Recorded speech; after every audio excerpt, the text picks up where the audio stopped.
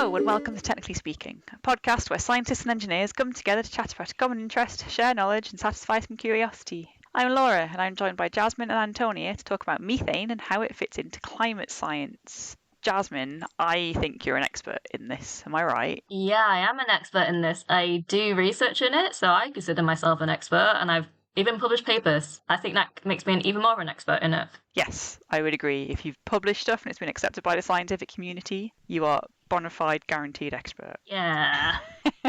Antonia, you've got a slightly different background from Jasmin, because you're more sort of industry rather than academia. And you work on sustainability in the energy sector, so what's your interest in methane? It's interesting because companies have to report their scope 1 and 2 emissions, which would include greenhouse gases like methane. Jasmin was sharing one of her papers, and I didn't really think about how people can reduce their methane emissions, so I felt like that was a bit of a blind spot. But equally, it's not something that everyone can impact as much as carbon emissions. It was an interesting fact that about 25% of global warming is a result of human activity from methane emissions, and we only talk about carbon dioxide. So I thought that we should focus on this more. I've heard a lot of that terminology. You mentioned scope 2 and 3 emissions. 1 and 2, sorry. And things about carbon emissions and carbon dioxide. And that's what I tend to hear about when we're talking about generally greenhouse gas emissions. People tend to say just carbon or CO2 a lot of the time. The scopes relate to where in your business or your supply chain these emissions come from, right? Yeah. Cool. I think we'll save that for a separate episode because it's not really the focus of this. Yeah. So pretty much all I know is people talk about carbon emissions, and I'm definitely aware of methane as a greenhouse gas. And I have a few random facts that I've picked up over the years, but that's about it. So what you said about 25% of global warming being a result of methane emissions, I'm slightly surprised by. Methane is a greenhouse gas because it's able to absorb and release heat. So methane in comparison to carbon dioxide, when we compare different greenhouse gases, we usually use a metric called the global warming potential, which has different time horizons. So that's kind of like an indicator of the warming of a greenhouse gas versus CO2 over a certain time period. And the most common one used is GWP, or global warming potential 100, so over a 100-year time frame. It's the most commonly used one because it's the most compatible with like government strategies and targets, because it's kind of like medium term. Other timeframes that are typically used are like 20 years or 500 years. So they would be like really long term or like short term. But going back to GWP 100, methane is 30 times stronger than carbon dioxide. So that means 1 kilogram of methane that's emitted into the atmosphere will have the same warming impact as 30 kilograms of carbon dioxide. Oh, okay, so it's pretty important. It is. There must be some reason for mainly talking about CO2 or the equivalent warming that methane has to CO2. So in terms of like all greenhouse gases, CO2 is still the more important one, just because in terms of like quantity emitted, it's the most abundant. And also CO2 is the one that's in the atmosphere for the longest. So methane, when it's emitted into the atmosphere, it will stay in the atmosphere as methane for around 12 years. And after around 12 years, it will actually break down into carbon dioxide. So you may as well talk about carbon dioxide overall anyway. Yeah, I mean, it's not the case for other greenhouse gases, but like with methane in particular, it is part of the carbon cycle. When it's initially in the atmosphere, it's pretty bad, which is why you want to like try to reduce how much is going into the atmosphere, because in the short term, it's a really effective way of making effective measures towards meeting like climate change goals. This conversation around climate change or the climate emergency and reducing emissions has been going on for quite a while. Yeah. So I guess, say they started talking about this 10, 20 years ago, there was a very good reason to focus on CO2 because it had that long-term effect. Yeah. Whereas I've been reading recently that it's becoming even more urgent because we're not doing enough. So do you think there'll be more of a need to start looking at methane reduction emissions? That's a stupid phrase, but you know what I mean. Yeah, I know what you mean. More seriously. Yeah, I mean, there already are. So at COP26, so that was Glasgow in 2021, I think. Yeah, 2 years ago, yeah. Yeah, 2 years ago. At COP26, the UK and US launched a global methane pledge. It's a voluntary initiative, but Basically, any country that signs up to it, they're pledging to reduce their methane emissions, I think it's by 30% by 2030. Sectors like the oil and gas industry, they've already been putting in measures, and they have their own sets of initiatives to try to really drive down methane emissions, because for that particular sector, methane is technically like lost profit, because especially if you're producing natural gas, your natural gas is mostly methane, so you have another incentive to try to reduce methane emissions besides safety and environmental. I haven't really come across it. A lot of the companies I'm working with aren't directly interacting with methane apart from as users of natural gas, but then that's more the responsibility of the supplier of gas and the gas grid. I also don't work with many agricultural companies which may again interact with it. So I know in the waste management sector, there can be methane emissions. So that's one of the industry, apart from oil and gas, which may impact this, but I'm not working with them directly. Because you work on energy production and use of, not waste management. Correct, yes. So like different countries are like starting to introduce their own like regulations and policies on how to reduce methane. So the EU is working on an issue that they're having is like similar to what Antonia said, is that the EU just imports most of its gas. We don't really produce much. They're trying to like put pressure on countries that they import gas from to like do more to reduce their methane. So that's something that's kind of like reflecting what Antonia was saying, is like. Okay, so is it fair to say there aren't really a lot of emissions of methane from activities in the same way as there are for CO2, but it's more that it could be where it gets lost in transmission from the gas industry, for example? No, I say there's like lots of opportunities for emissions. So like when we talk about emissions, we tend to split them into one of three categories. So like venting, which I'm sure most people would kind of already know what it is. It's just like when you just release gas into the atmosphere. You've got emissions from incomplete combustion as well. So that's be from like if you're burning any gas or fuel, or also from flaring, because you have quite a bit of flaring in the oil and gas sector. And then the final one would be what's known as fugitives, which are also known as leaks. So this could be leaks from equipment. So the leaks are particularly like tricky because they can occur in any part of your supply chain and from any piece of equipment.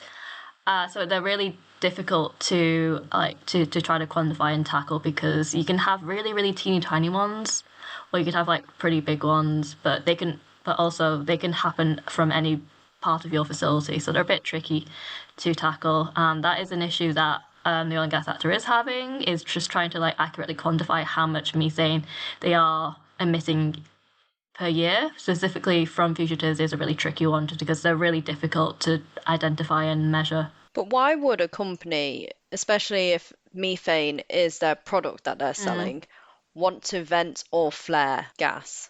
So with flaring, it depends on what the facility is. So for facilities that produce oil, you can sometimes get natural gas as a byproduct.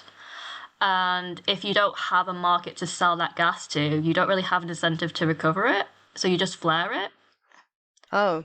And also, generally, you tend to have venting and flaring for safety reasons, just so that if you do have like a build-up of pressure in any part of your facility, rather than risk it exploding, you would divert the gas or fluid and then vent or flare it. So I think I've seen this happen quite a while ago, somewhere in Yorkshire, and I don't know what it was in relation to, but it was like a big, long, large pipe that was, I don't know how far away it was, like half a kilometre, say, and there was just the occasional big shooting flame coming out of it, like a flamethrower pointing into space. Yeah, it's basically what a flare is. And I kind of thought, oh, how wasteful, but there must be a good reason for doing it. It was a little bit almost scary in a way, seeing this fire that was very well controlled, but seeing this like fire in the air. Yeah. It could also just be like for maintenance. So if you need to like do some work on a particular section of like pipeline or piece of equipment, like a tank, to like get rid of the gas that's inside, you'd often just flare it. I mean, you can also just vent it, but methane's 30 times worse than CO2, so flare it. So you'd actually prefer to burn it first if you're going to release any methane. Wow. Yeah, that's why methane destruction or methane burning is considered methane emissions abatement when tackling venting emissions, just because you're converting it from a highly potent greenhouse gas to a less potent one. On the subject of venting and flaring, Have you heard of Turkmenistan's Gate of Hell? Yes. No, sounds awful, but is it? They aren't entirely sure where this came from, but it's a crater that is just burning. And it has been burning for 50 years. I've read different stuff about it. Basically, it's a gas field or a gas well that's basically on fire. The popular idea behind it is there was a natural gas accident, and rather than venting it, they thought, we'll just set it on fire and it will stop. Except it never stopped. Clearly, they did not use a proper flare. Or they underestimated. So there's still this huge source of natural gas somewhere underground that's still feeding it. Yep. Well, but then again, you said it's better to burn it and turn it into CO2 than it is to just release the methane. Yeah. It's a shame they couldn't find a use for it. Yeah, it's also a shame that they tackled it so poorly. Well, so we've talked a fair amount about the energy industry producing methane, but Antonia, you also mentioned agriculture and other things. Yeah, so another source of methane is the land, and also it's a natural byproduct from the meat industry, I guess it's like biological decomposition. Decomposition, also anaerobic digestion. So this is what I see news articles about reducing cow burps can save humanity from a climate disaster. Is that really true though? If you want to compare methane from different sources, so there's a lot of attention to the oil and gas sector just because it's more visible, but agriculture is actually a bigger source of methane. But is that just from the animals, or is that from things like production of their feed? It's from the animals, it's also from their waste, and also to some extent to produce their feed. But most of it comes from the animals themselves and the waste that they produce. Oh, okay, so I saw a headline. I don't know if you guys know anything about this. I just saw this headline that was pretty much they can adapt the feed for the animals to make them less gassy. Yeah, you can. That's one of the ways that you can tackle emissions from cows. You can basically just put additives so that they produce less flatulence. You can also feed them seaweed is another one that I've seen. And then another one that you could do is breed less flatulent cows. I wonder how they know that. Because if the cows are just out in their field, right, how are they going to know which cows do more and which do less? Apparently they do. Unless you can look at the genetics and go, yes, this cow is genetically predisposed to fart more. How? The natural gas in our houses is artificially made smelly, so it's an additive. So normal methane, as far as I know, doesn't have a scent. So how did they figure that out? Unless not everything they fart is methane, and then they could tell. I have images of cows walking around fields with sensors attached to them that are sort of, like air sniffers or gas sniffers. Don't they have something like that in airports where they're detecting for explosives? Obviously, it would detect different gases. That's essentially what they're doing. Or the match test you used to do in chemistry labs, where you put it into a bottle of oxygen, it glows brighter. You're just holding a lot of matches next to cows. So we have cow flares now as well as natural gas flares. Or the Simpsons movie where you just drop a dome over entire cow fields, and then that way you can harvest all the farts, right? Well, that would probably be a more sensible way of doing it. Put the cow in a lab. Where's the fun in that? That is actually a proposal is to in the barns where you keep cows is that you attach a piece of equipment that can basically extract the methane. But no one's really doing it. It's just a concept because it would be really expensive, and also the methane concentration in air is still very low. So it'll be a bit like carbon capture, but it'll be harder because methane concentration is just way lower than in a flue gas. I did read about, again, a bit animal themed, cat litter could capture methane even in low concentrations. Yeah, I've seen that too. It's the type of mineral it's a clay type material that has an ability to maybe not absorb it, but just remove it. But there is interest in developing technologies that can remove it from the atmosphere. Most tend to focus more on turning it into CO2 because it's slightly easier than just trying to directly capture it, but there is interest in it. but everything's still in like the concept stage. There are no pilots or like prototypes of anything as far as I'm aware. Yeah, I feel like that's taking us back down the route of a conversation we had probably a year or two ago about why we're not doing carbon capture and sucking these gases out of the atmosphere. I assume there are lots of ways you can do this chemically that would be easy in the lab, but just don't scale up very well, presumably because, as you said, Jasmine, it's quite a low concentration in the air, but it'll also be competing with some other gases in the air as well, so you might not just capture the thing you want to capture. But could that be good? Because there's a lot of interest in air pollutants, or even air purifiers in the home. So what if we directed those efforts towards, removing greenhouse gases from the air? Then you're creating secondary waste, right? If you've got this thing that's effectively contaminated all this stuff, you'd have to figure out a way to separate it back out, I suppose. I'm thinking about circular economy here, Antonia. Yeah. Well, I'd seen some bacteria that have been adapted to process it, so it isn't just a waste material. Oh, So instead of having mineral catalysts, we have biological catalysts. yeah, that's one of the other like methods that's been proposed to remove methane. So this would be not removing methane, but just converting into CO2. Because there are bacteria who digest, or they will metabolize. No, metabolize is the right word. They'll metabolize methane and then convert it into CO2. Okay. I guess there's one part we're missing here. So there's hydrogen in there as well. What happens to the hydrogen from the methane? The carbon tracks with the oxygen. I don't know. I don't care about that bit. At best, probably water. It would make sense, yeah. And then I imagine you have to figure out what to do with that if it's making your chemistry moist, or your bacteria start to drown in it. Yeah, it must change the conditions, right? She says, not really being a chemist. I think it's the kind of thinking people should have. And I hope that researchers are looking into it. There probably are, but it's a very slow-moving area just because they need a lot of money. Well, that's like most things that are in development. They're quite a long way off, and it requires an awful lot of effort. And money. Exactly. Effort equals money, effectively, right? Yeah, when effort used to just mean energy, but energy is money.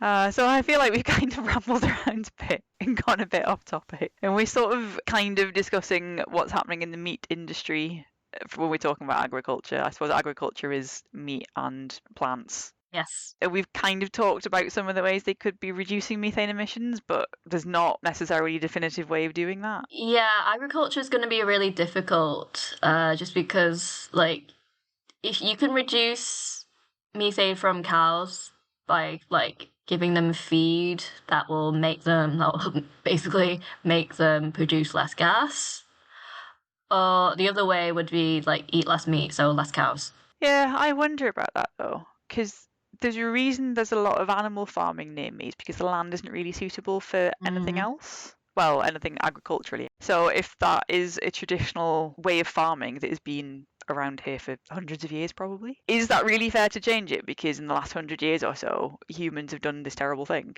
Yeah, it's tricky. Like, the agriculture sector is going to be really hard for them to try to cut down their emissions, because it's either use these really weird and novel methods to reduce their emissions, or have less livestock, I guess, and therefore less income. I could also argue that some of the agriculture has also contributed to deforestation. So a lot of beef farming has taken place on other land. So it's kind of creating emissions from reducing the amount of carbon removal. A land use change sometimes releases more emissions when you pull up the roots and then release carbon locked in the soil. And then adding cows or other livestock that produce methane, they've kind of done several things that contribute to global warming. Personally, from my research side, I'm quite interested to see what the agricultural sector do, just because, like, nearly every single country and nation in the world has signed up to the Global Methane Pledge, which basically means that they've committed to reducing their methane emissions by 30% by 2030. So, and for a lot of these countries, oil and gas isn't a particular big source of their methane emissions. It's agriculture. So, I'm interested to see what these countries do. So watch this space. So the global methane pledge, am I phrasing that Yeah. correctly? Global Methane Pledge. That's a recent thing, did you say? Yes, 2021. They've not got much time because if a lot of these novel things are still early in their development stages, still in the lab, then yeah, the only thing we can do is sort of like demand side response and just simply reduce things. And yeah, that's going to be hard on people in those sectors to just go, right, change job. Yeah, like it's an interesting one. I mean, oil and gas sector, I will say, it is easier for them to try to like do any kind of reduction in their operations, just because they know they kind of well they not they kind of know they should know where their emissions are coming from, and they should know what they can do to reduce them. But it's for other sectors like waste. There are things that you could do, but agriculture is just going to be quite hard because they're only like you can't really stop a cow from farting or burping, but you can do stuff to like deal with like the land use emissions, but also emissions from any waste that's produced by cows and sheep. So I think that's going to be where most of the efforts are going to be put onto. It's mostly like land use management and waste management in agriculture. Because otherwise, some countries are just not going to hit that 30% target. But you're an expert, so that's like an expert opinion. Yes, my expert opinion. Yeah, and we've mentioned the waste sector briefly, and all I know is you put stuff in landfill and certain things break down, and one of the things they produce is methane. Yep. Is that a really big contributor as well? It's an important one. I think it's similar to the oil and gas sector. Agriculture is definitely the biggest, then it's followed by oil and gas, and then waste. Yeah, waste tends to be more from like the landfills. Like the main way to reduce methane is just to capture landfill gas, which is something that they do currently in different countries. In the UK, there is a significant amount of electricity generated from landfill gas. You know, it's quite a developed sector, I'd say, and almost like something we rely on for energy. It's been like recognized more as just like a potential energy source. So like the way that you would recover landfill gas is you have your landfill, you then have to like cover it so that you seal it so that gas can't escape, and then you just basically stick in a pipe or number of pipes to extract the gas, the landfill gas, and then pump it out, and then you purify it. I've always assumed that this gas is mainly produced from effectively food waste, organic sources. Is that correct? Do you know? It has to be organic waste because it has to be stuff that will decompose. I was thinking like plastics because they're essentially hydrocarbons. They could, in theory, break down into methane. Yeah, they could in theory. Another thing with like landfill gas is that you do need like a mature landfill. You need a landfill that's been out of operation for a while because you need to give enough time for stuff in that was buried to break down and then produce enough gas that you could actually extract stuff. Most of the places I live, you can divert your food waste to a different bin from the general waste that would go to landfill. And then that would go to composting. Or maybe to an anaerobic digester where you would then produce biogas and methane. And that's back to what you were saying before, that there are bacteria that can break these things down and produce methane. That is what an anaerobic digester does, right? I mean, anaerobic digester just like accelerates decomposition. Oh yeah, it's bacteria breakdown, yeah. You can also do it on wastewater as well, as long as there's some organic matter in there. Yeah, so like sludge that's produced, you can then process that in an anaerobic digester to get methane. Also, like wastewater, I think wastewater would also fall within waste for methane. And you can get quite a lot of methane from wastewater treatment plants.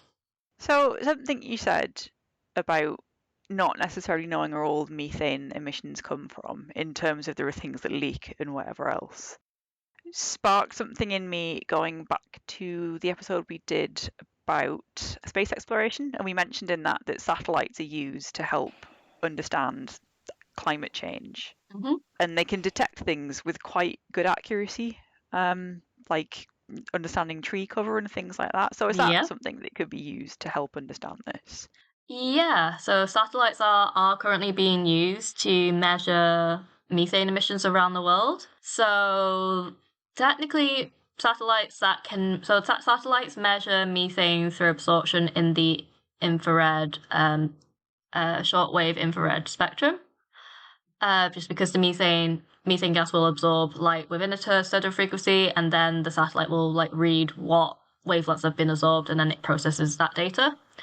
And so satellites have been doing this since the 1990s, but there just wasn't that much interest in them, so there wasn't that many. But now that there is interest from the oil and gas sector and other sectors, and also like national governments, there are more satellites being launched. So in terms of space agencies, NASA has a bunch, the European Space Agency has a bunch. They're called Sentinel, the Sentinel satellites. They're not just for methane, but their Sentinel 5P1 is a methane detecting satellite. It detects other greenhouse gases as well as methane.